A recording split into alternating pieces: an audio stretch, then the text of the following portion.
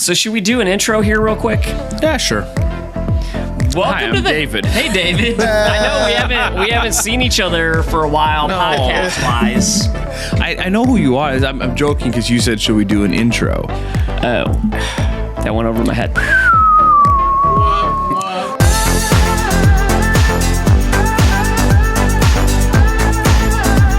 Well, welcome to The Gathering Podcast, a podcast to help us grow together. I'm Steve, and as we all know, I'm David. And David already introduced himself. I just introduced myself to you. Thank you. Yeah, and but you didn't introduce yourself to me. Well, because I'm talking to our live studio audience and our audience here. Can we get a laugh track? No.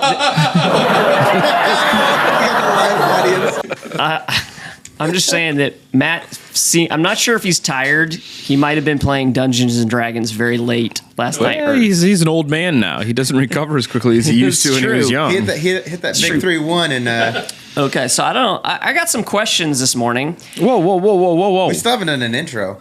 I just did the intro. He did it. I just did the intro, but... Okay. Well, Wait, stop. Yeah. When was the last time you were on the podcast? It's been a couple weeks. Yeah. Yep. Are you going to steal my first question? Nope, Okay. I'm not. What? But I'm like, when you come back from something, it's customary to do what? Say what you did? Bring snacks. Oh, really?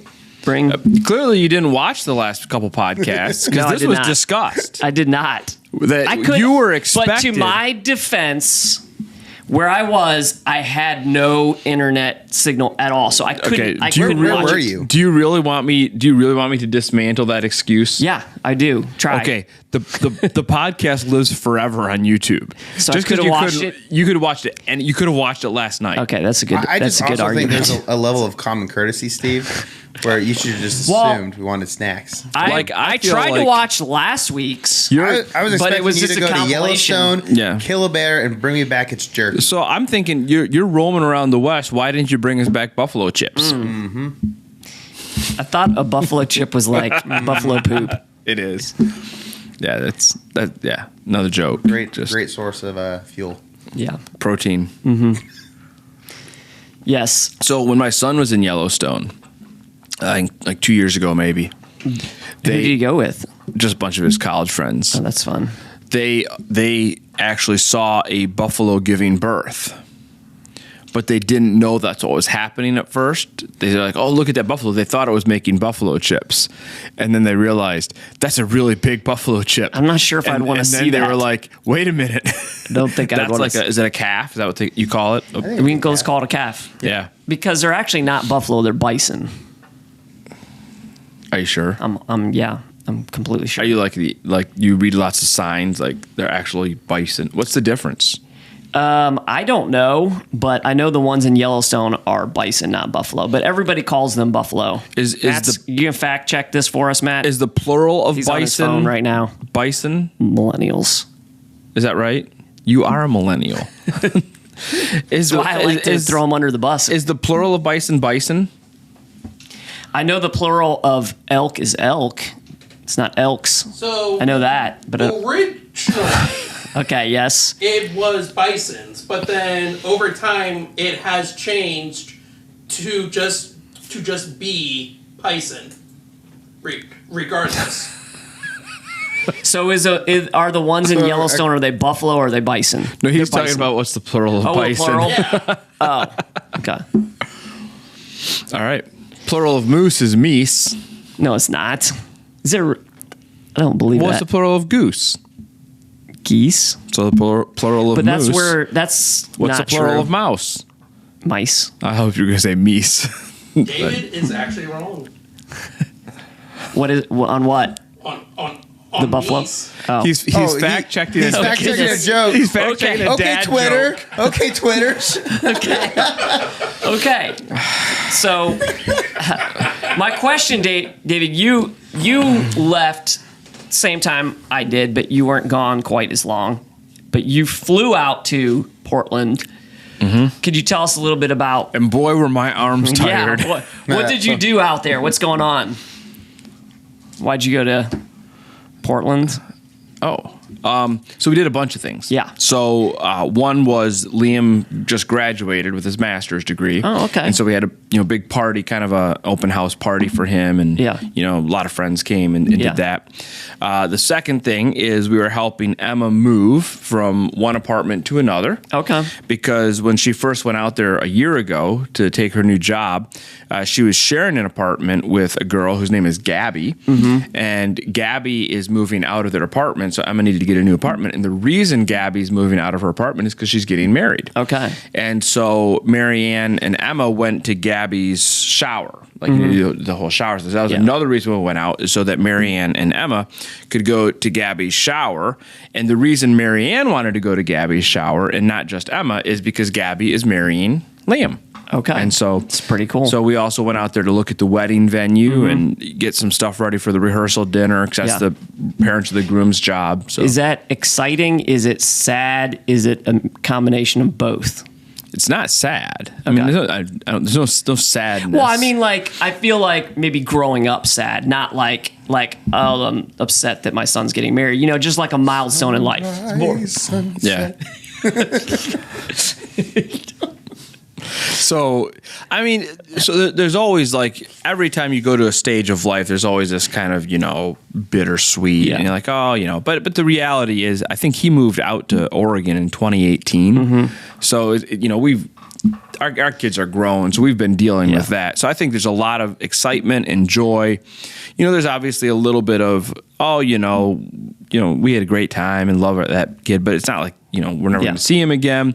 I think there's a little bit of stress involved because you got a wedding and all that kind of stuff. And, but I would say, 95% of it is just excitement. Right. Okay. So when you see your son, This is my excited and face. and your daughter out there, you don't get to see them a whole lot. Right. Do you get kind of a little emotional when you have to leave them at all? You really want me to be emotional about something, No, don't I'm just you? curious. Like, yeah, this is my emotional face. You don't get a little emotional No, when of you course leave? of course I get a little emotional. Just curious. But again, I think the first time we left, Yeah. the first time we left Like shed Liam a out tear there, emotional, or just kind of like, almost. okay. Yeah, I mean, and it wasn't until we got on the plane and we were zipping down the runway to Yeah. leave, and then I was like, I'm leaving my son. Yeah. On the other side of the country. that's sad. And then it was just like this overwhelming sense of, wait a minute, stop the plane. This isn't Yeah. right. But it's a little better. And it's easier because they have each other, Yeah. right? They're in the same apartment complex, and, they're best friends, and they take care of each other. So that makes it a little easier. Okay. Well, I know that you love your kids a lot. It's evident they love you. That's awesome. And I also just want to give you a quick compliment here of I'd rather have a snack. you. Anyway, you do a really good job at just fostering a great atmosphere here for us at work to be with our families and have great moments with them. And that's what I got to experience with my trip, because it was a long time to be gone. We were gone over 2 weeks in the national parks. And you asked a question yesterday at staff meeting of like, what was your most memorable moment in 2 sentences? We had to go around. And honestly, like, that's a question I can't answer, but I could tell you my most, what is it? You said best moment. I can't remember what you said. I think it was favorite. Favorite moment. So moment. I can't. That people can ask You've been that thinking question. about it since. No, I have. Now because- you're ready to so answer it. I'm I got not it ready down to to two answer it because, like, I knew I could anticipate when I came home from that trip. That's the question people always ask. Yeah. And, like, I'm very much up front in the church, so I know a lot of people. I, get a couple seconds conversation with a lot of people when they come in. They know I've been gone. So that question comes up a lot. And so I was trying to prepare myself to be able to answer that question. But this is probably the first trip I've ever been on where I could not tell you that. But I could tell you this. Wait. Which is close. Wait, let's do this. Yeah. Let's do a Mount Rushmore. No, let's Did not you go to do Mount that. Rushmore? Yes. I actually did A go to Mount Rushmore, I know. too. So a Mount Rushmore of Steve's say vacation favorite- moments. Okay. So you get 4. Okay, this should not be All difficult. right, what's the George Washington of your vacation? Okay, George Washington would be seeing grizzlies on Nice. a trail. Was that the Memphis Grizzlies or like What?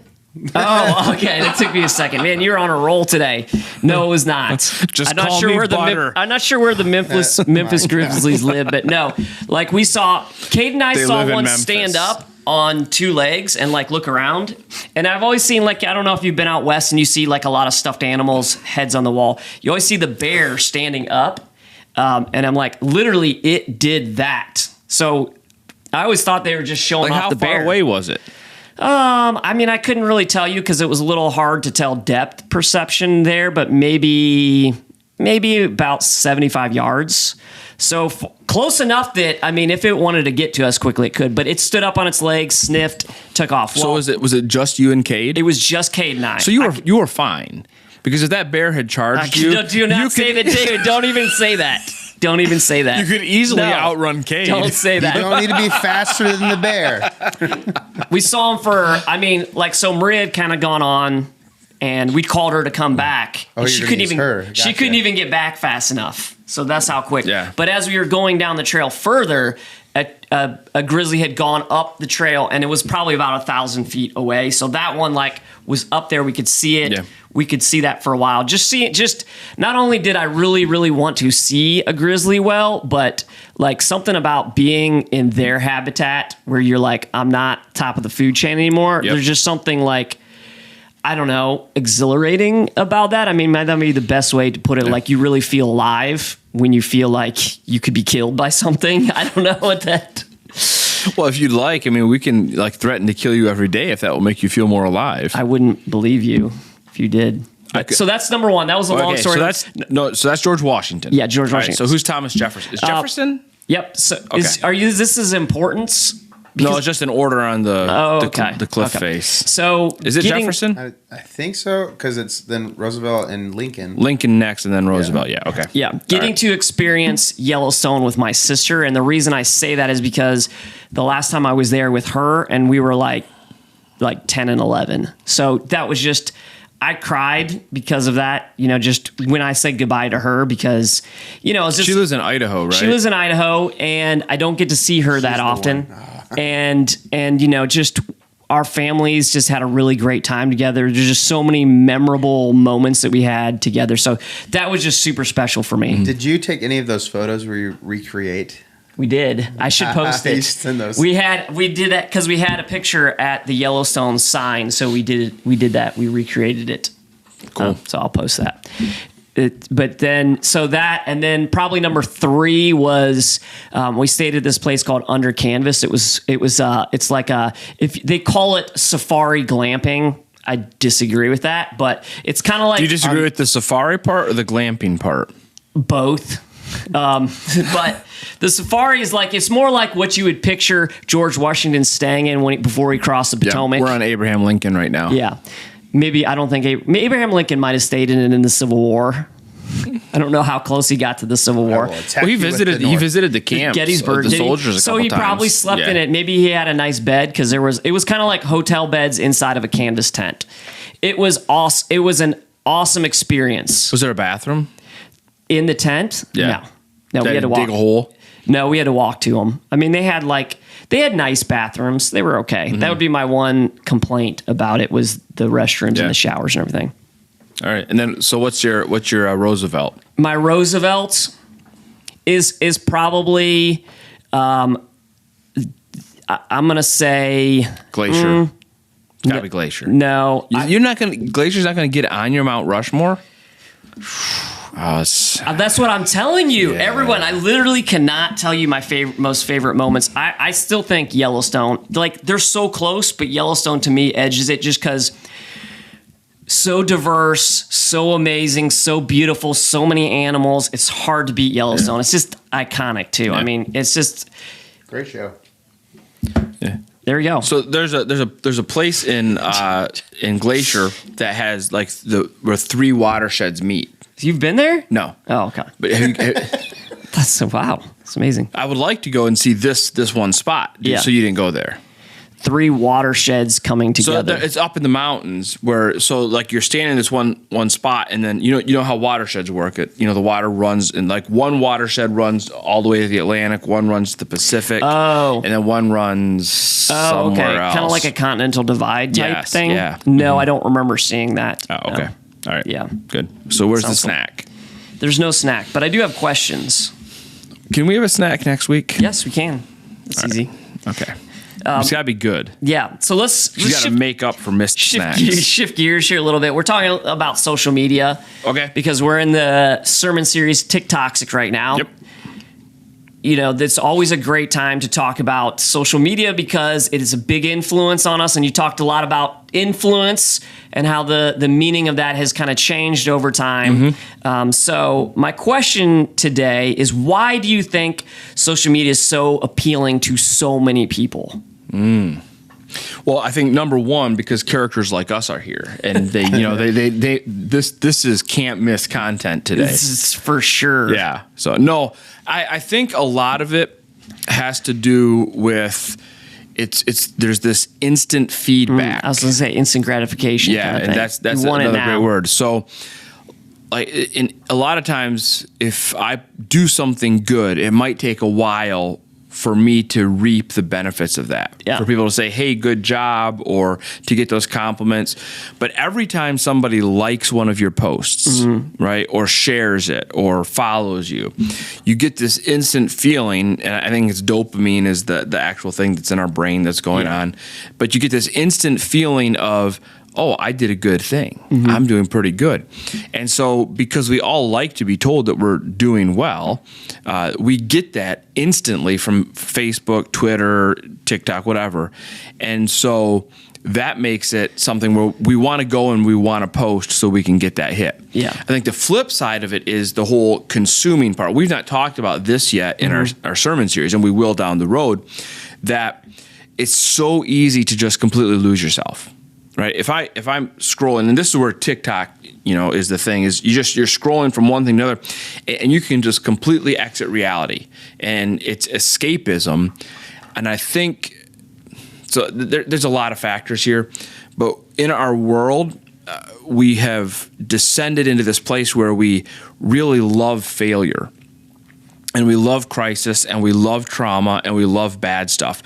And so we make everything into something as bad as we can. And then we realize, hey, I don't really like this. Everything is bad and everything is awful. So I go and I lose myself in this thing that's not real.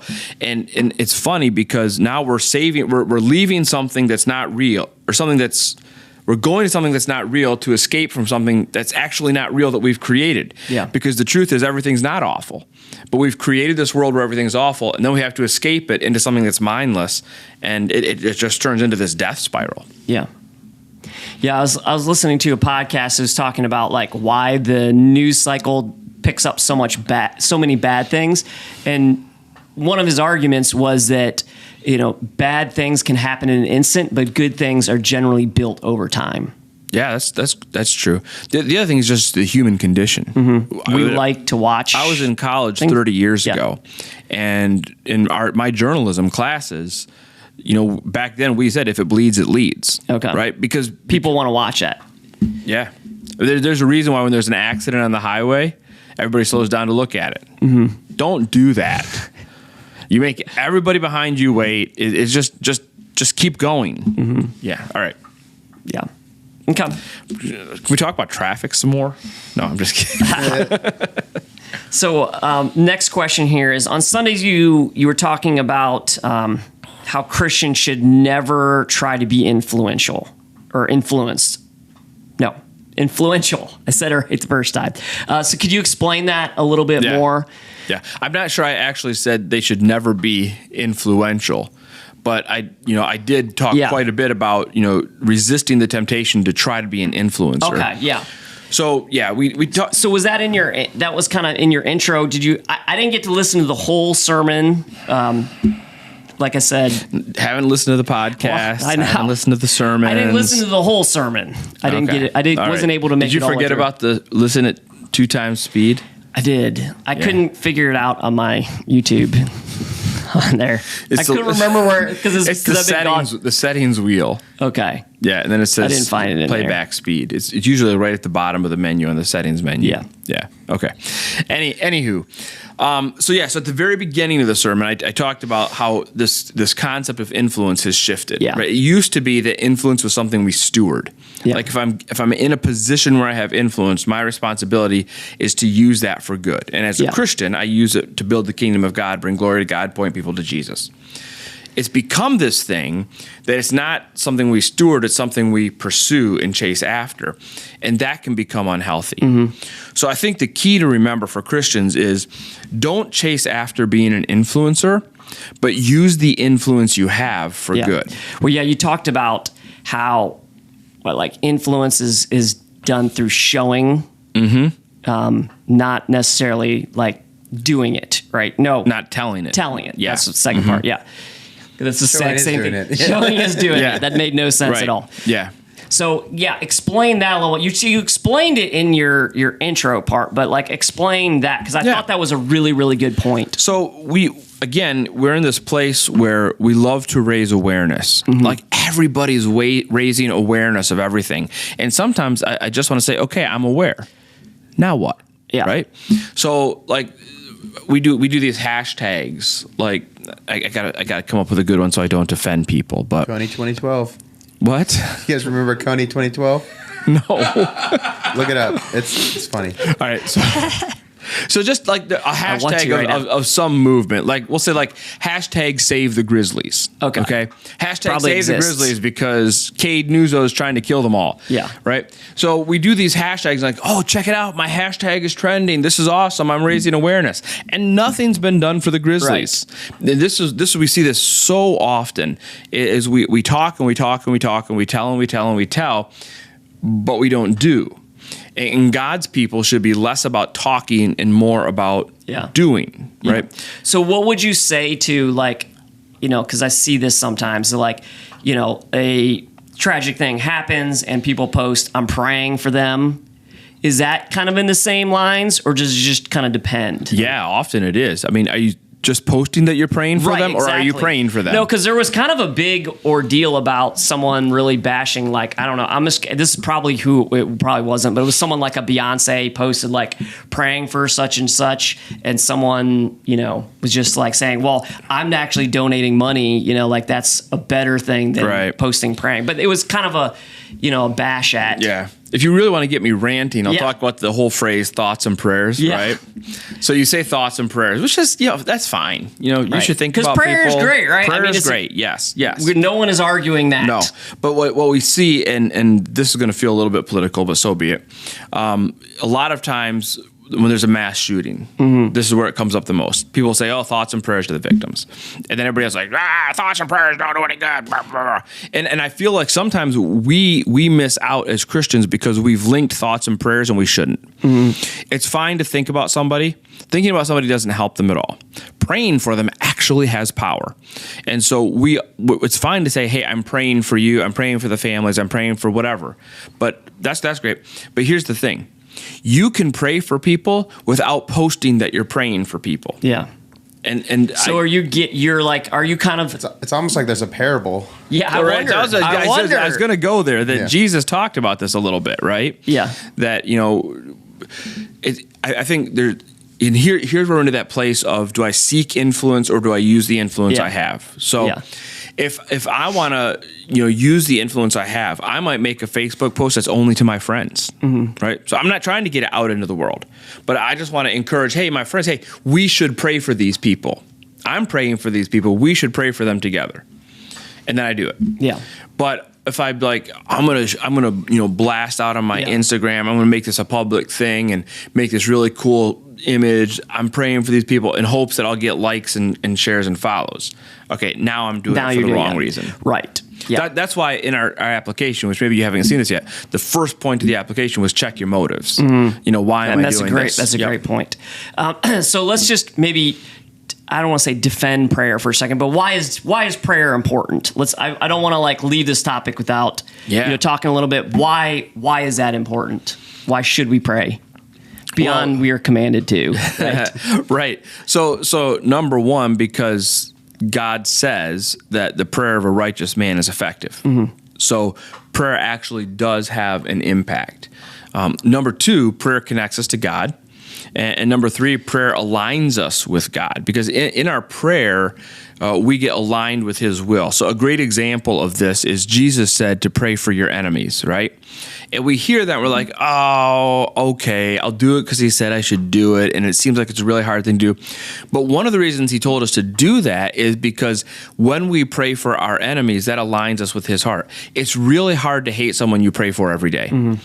As you pray for someone every day, you come to a place of being able to forgive them, being able to put whatever it is that's between you behind you. Yeah. And I think that's one of the reasons Jesus said, hey, pray for your enemies, because in prayer, our hearts get aligned with God's. I think it would be really hard to spend every day of your life praying for needy people and at some point not just become totally passionate to help needy people. Yeah. I think that ultimately that would lead to action. Yeah, that's a great answer. Yeah.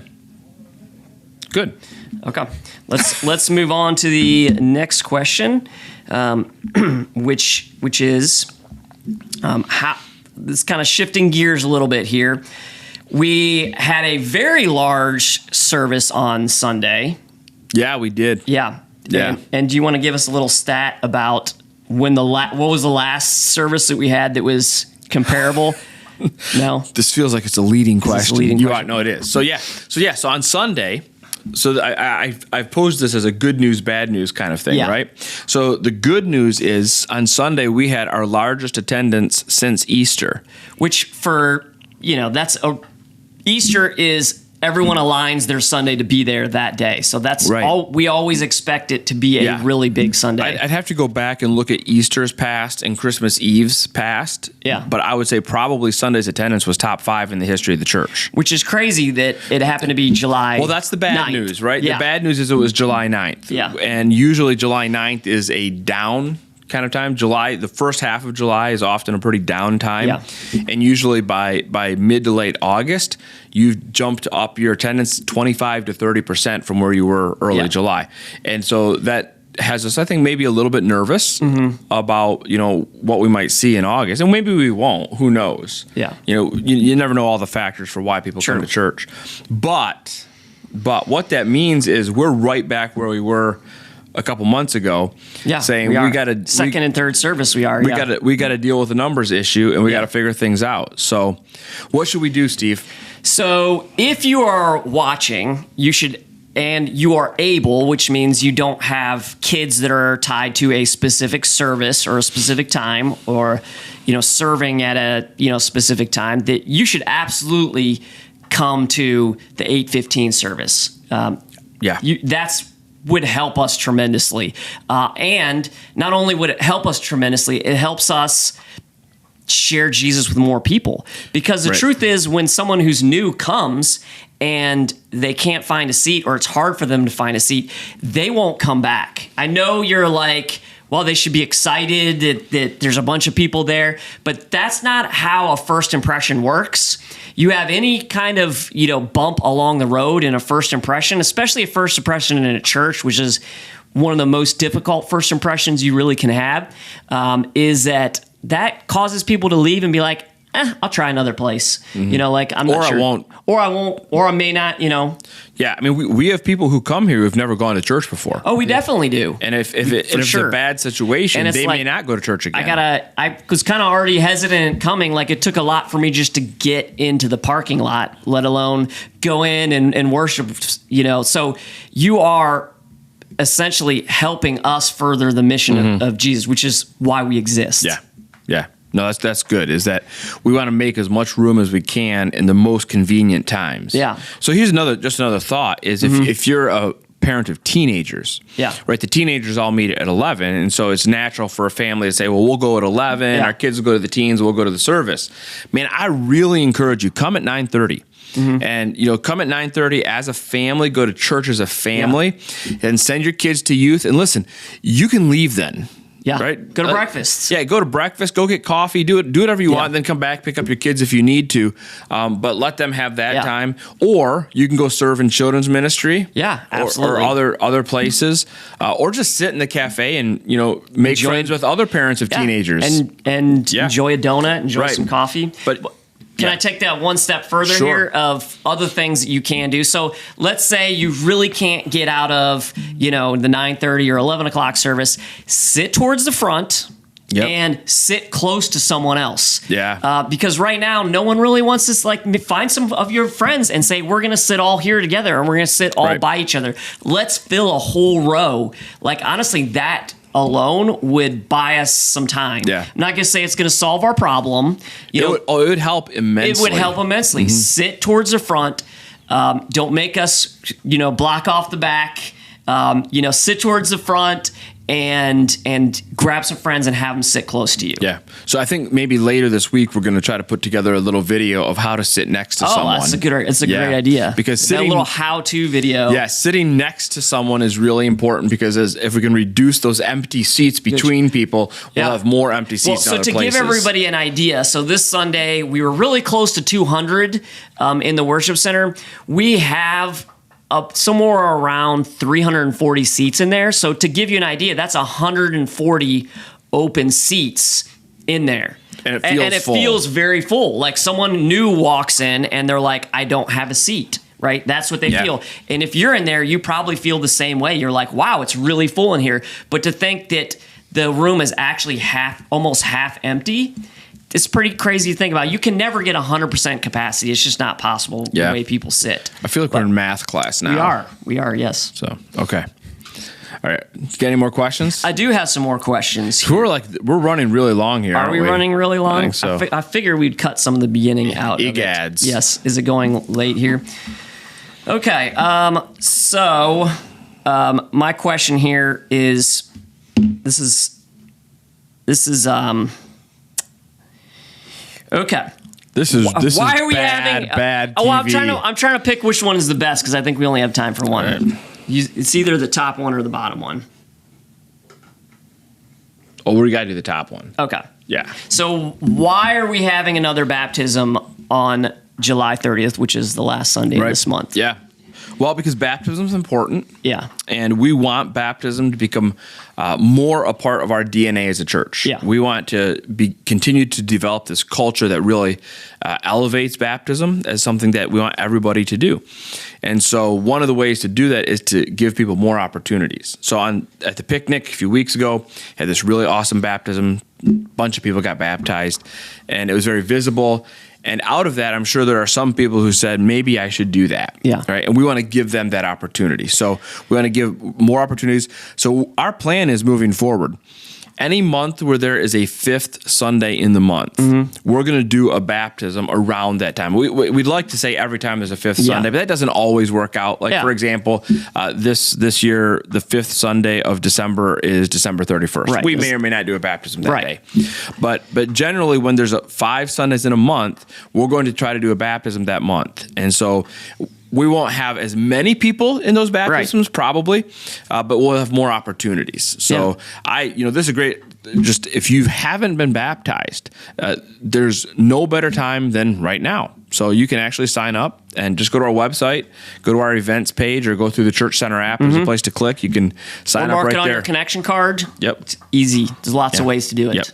Yep. Easy on-ramps for it. So, all right. Well, thank you for spending some time with us today, and John and our live audience back there. Thank you. They were pretty Can we quiet. do an applause thing for the live audience? Need a sign. Yeah. That didn't work out I as well only as hear I thought one. it would. I only hear one Yeah. hand clapping over there. Come on. Wait. Can you clap with one hand?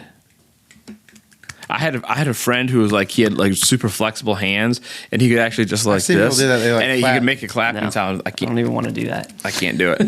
So Anyway, I'm gonna thanks for take joining that us. clip completely out of context of you doing Do that. this. It's a great idea. I hope you have a wonderful day, and if you're watching us, have a great day as well. Thanks.